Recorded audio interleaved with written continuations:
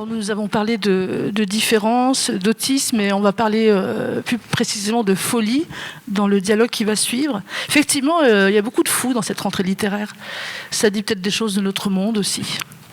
Où j'ai appris par Emmanuel Venet et en lisant d'autres articles, un Français sur 3 est touché par la maladie mentale d'une façon ou d'une autre dans sa vie. Emmanuel Venet et Jean-Pierre Martin, s'il vous plaît.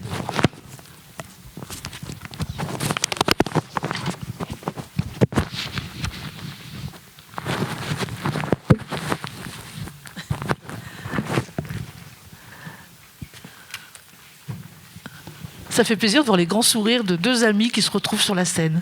Hein. Alors Emmanuel Venet, je suis ravie de vous revoir. Ça fait longtemps que je suis votre écriture, vos textes, depuis Précis de médecine imaginaire, notamment. Ça fait un certain nombre d'années, et d'autres textes. Et là, vous êtes un petit cumulard, puisque vous venez avec 2 livres à la fois. Donc chez Verdier, Manifeste pour une psychiatrie artisanale, et à la Fosse aux Ours, Observation en 3 lignes. On va parler d'abord du manifeste.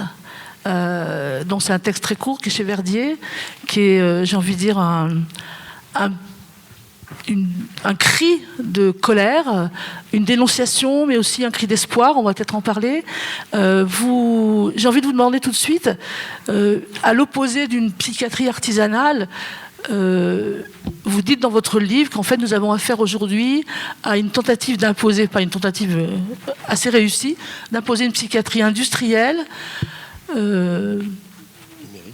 numérique, ça c'est très important, algorithmique, managériale.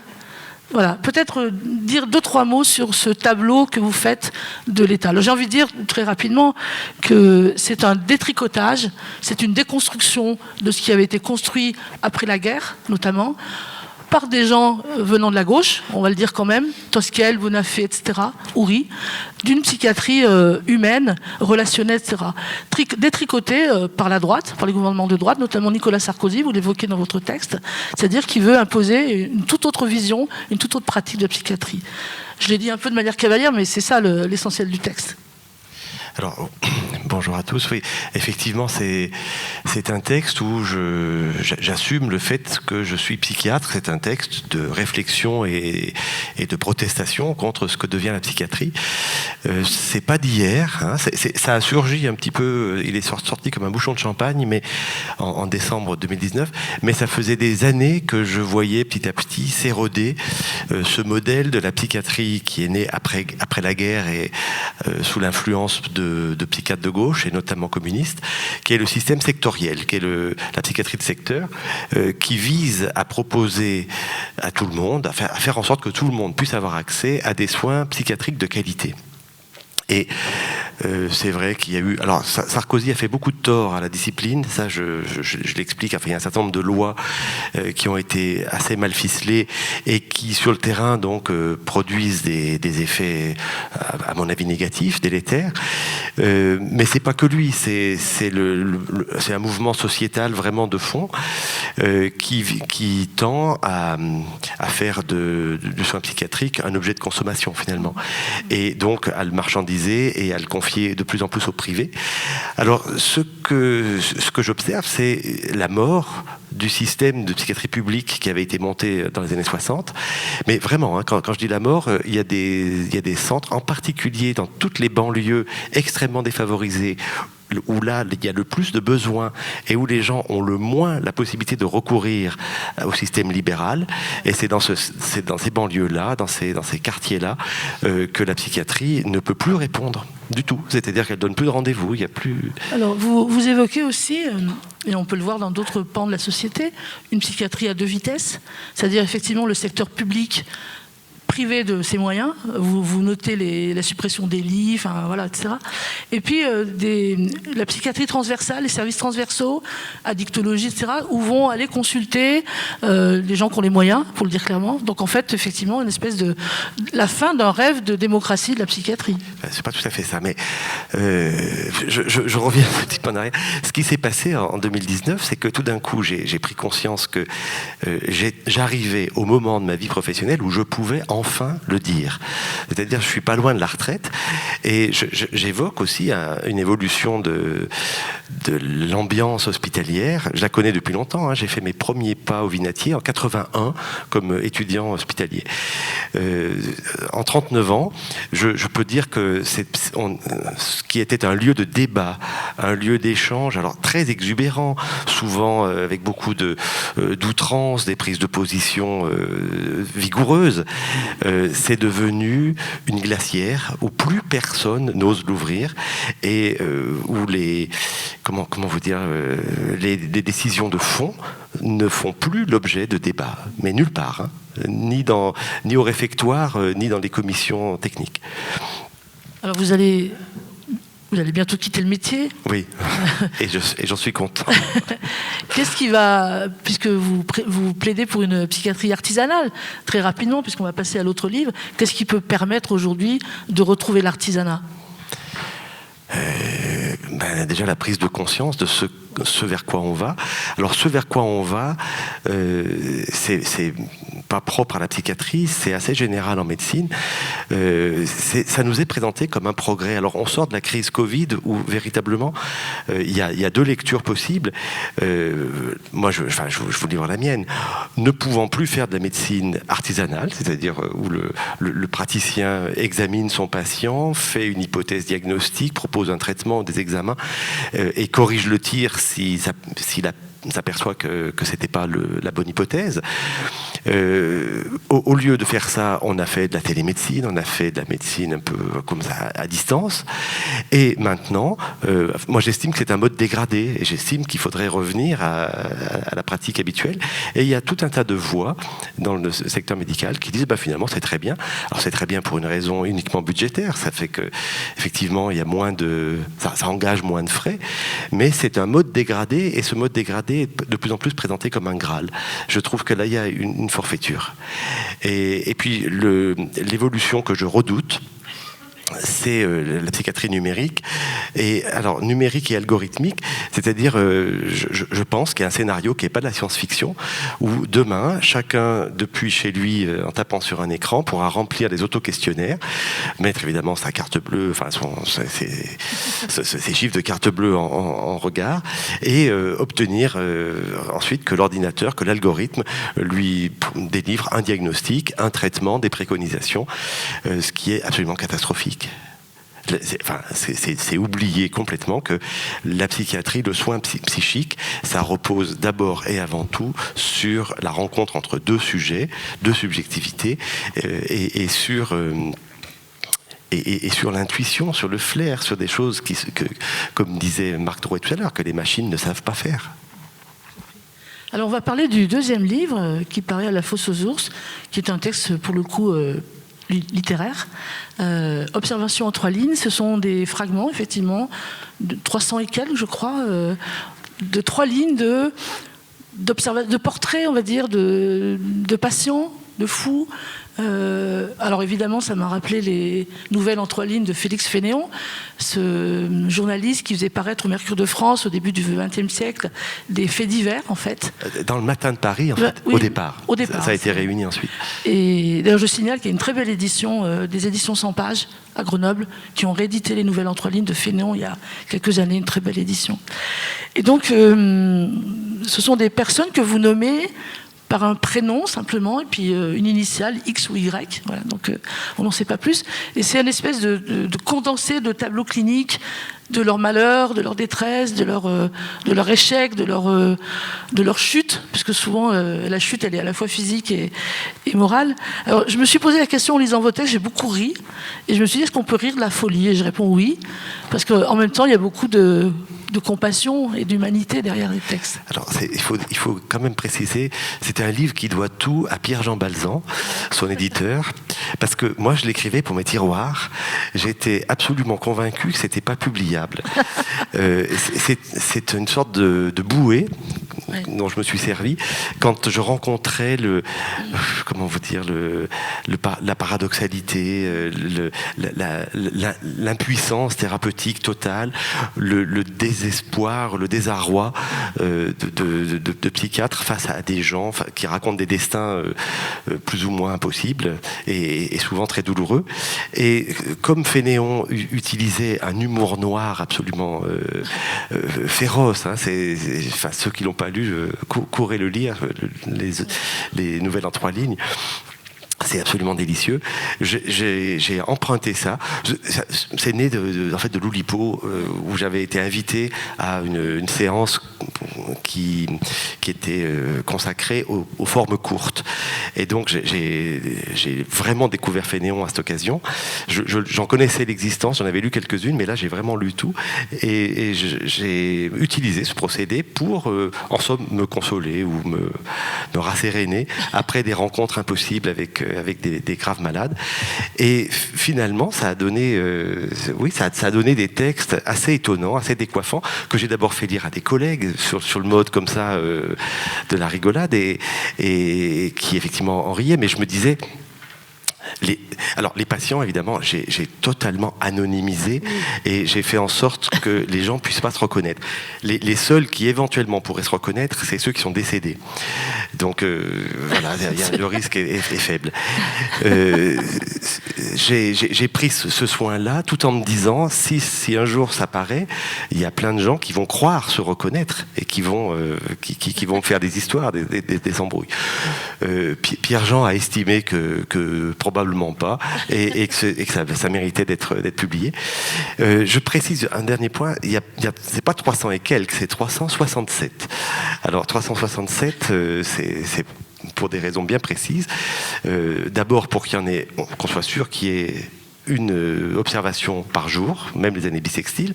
Et puis la 367e, c'est le délire d'un patient qui trouve anormal d'avoir été hospitalisé 11 jours et de payer pour 12, parce que c'est vrai que dans les hôpitaux, on paye le jour de l'admission et le jour de la sortie, et qui en a déduit que le vinatier inventait un jour dans le calendrier.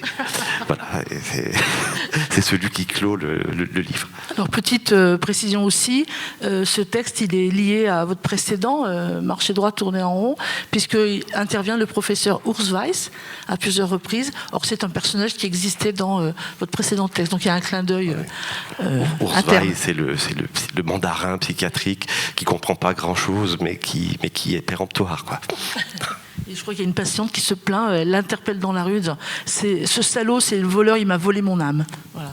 Professeur Urs Weiss. Ça m'est arrivé, hein, je ne suis pas toujours de la tout reproche. Alors, je vais passer au texte de Jean-Pierre Martin, qui parle des fous, de la folie, et par rapport au catalogue que constitue votre texte, Emmanuel Venet, je me suis dit qu'il y avait un lien aussi avec le texte de Jean-Pierre Martin, puisque vous parlez d'un herbier psychotique, à un moment donné. C'est-à-dire que votre personnage, qui s'appelle Sandor Novik, qui est un homme qui erre dans la ville, dans Lyon d'ailleurs, on a parlé de Lyon tout à l'heure, et à la fois il attire les fous et il est attiré par eux. Il les appelle les corps errants. Et il collectionne comme ça des portraits, d'ailleurs il y en a plusieurs qui sont saisissants, notamment le fou météo, c'est le premier qui apparaît, à la Croix-Rousse d'ailleurs je crois, il me semble, voilà, dans les pentes.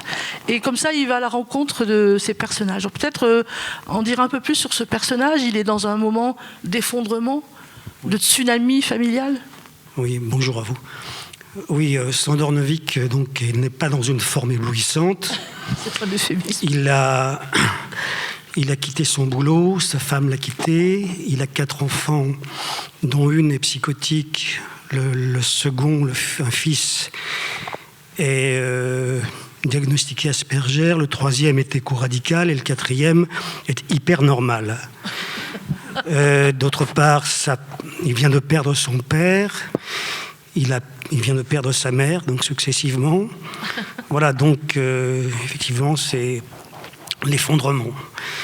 Et dans cet état dépressif, il se rend compte en fait que le problème majeur, comme celui disait sa femme qui vient de le quitter, ou plutôt ils se sont quittés d'un commun accord, le problème majeur c'est Constance, c'est sa fille psychotique.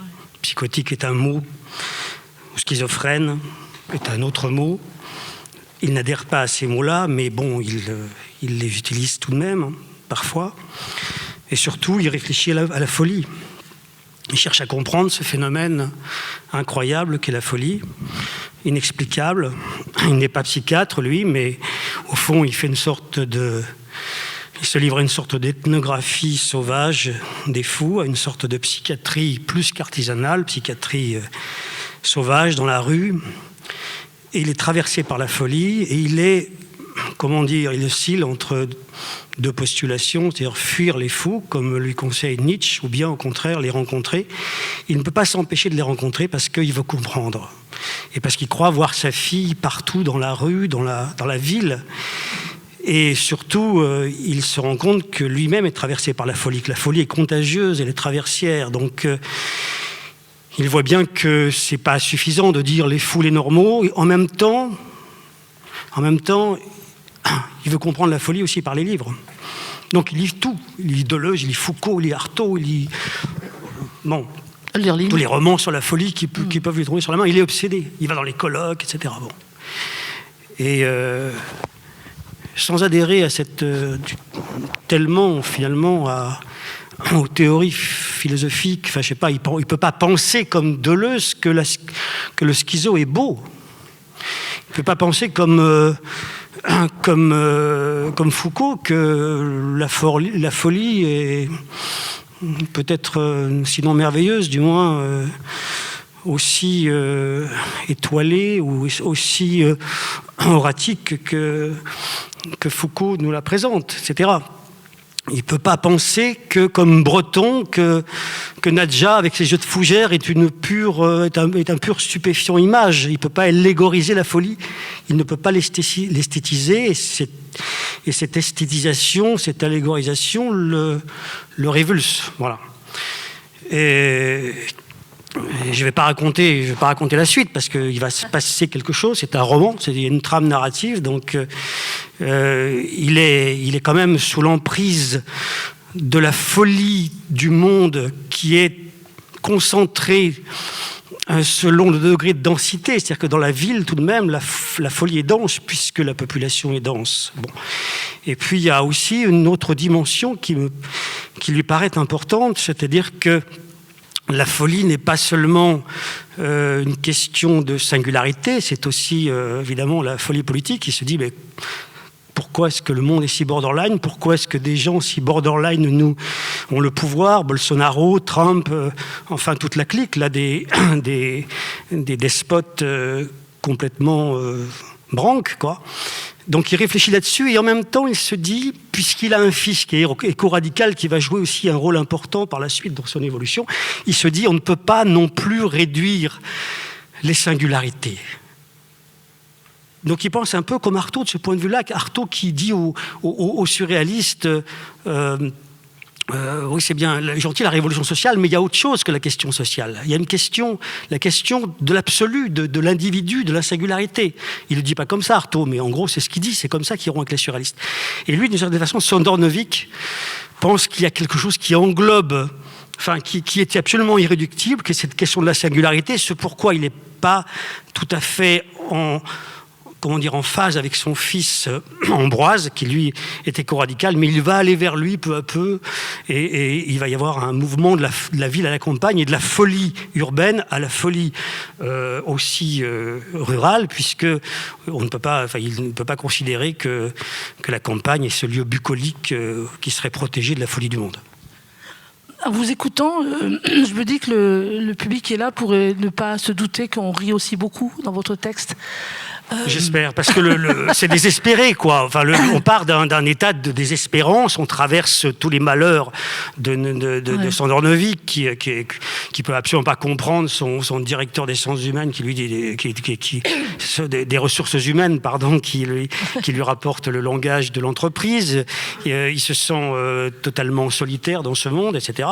Et évidemment, raconter cet effondrement sans un trait d'humour, sans cette galerie de portraits de fous. Le livre d'Emmanuel me parle beaucoup de ce point de vue-là, bien sûr, sans cette galerie de portraits de fous qui en même temps, je veux dire, il y a de la drôlerie, bien sûr, là-dedans, dans cette histoire.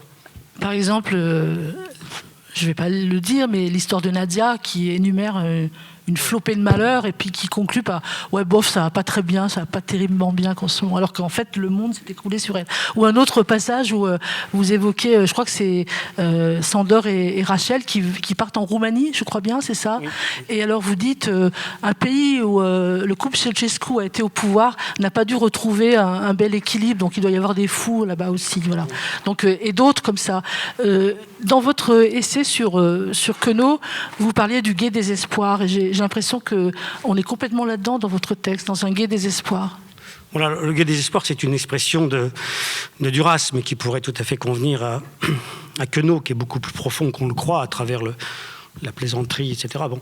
Et oui, il a une amie, enfin, il rencontre une amie qui a les mêmes problèmes que lui, en gros. C'est-à-dire qu'il y a lui, c'est sa fille qui est schizo, et elle, c'est son frère. Donc, ils communiquent particulièrement. C'est l'idée aussi que lorsqu'on a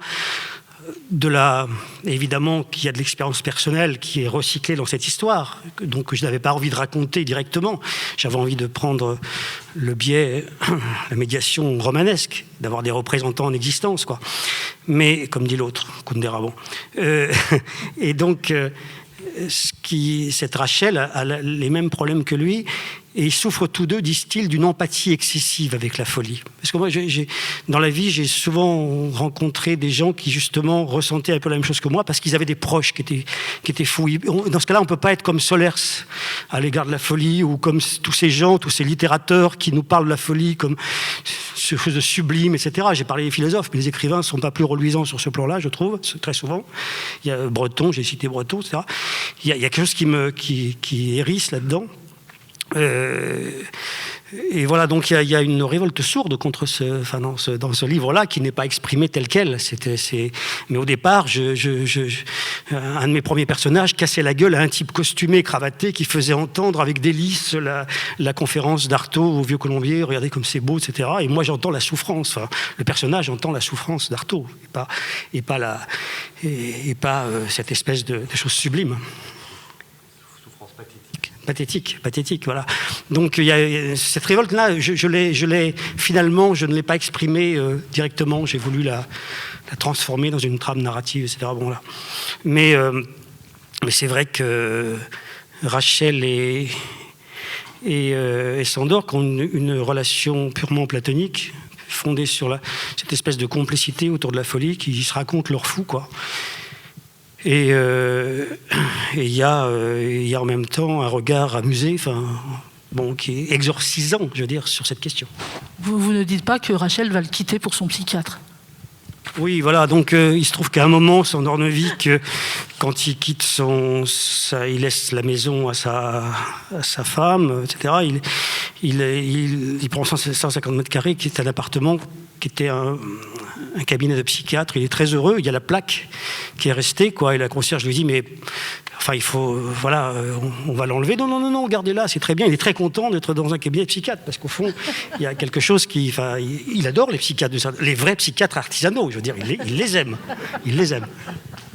Et donc, et il se trouve que ce docteur Maginot, donc il ne connaît que la plaque, eh bien, quelque temps après, Rachel, avec qui il a une relation d'amitié, etc., il pense que Rachel est comme lui, ils cherchent pas spécialement le sexe et l'amour, pas du tout, c'est l'amitié, et puis Rachel lui apprend qu'il est avec Maginot, à la suite avec le docteur Maginot, voilà. Merci beaucoup. Je signale que votre livre est sur la première liste du prix Médicis et je croise les doigts pour lui. Merci beaucoup à tous les deux. Merci.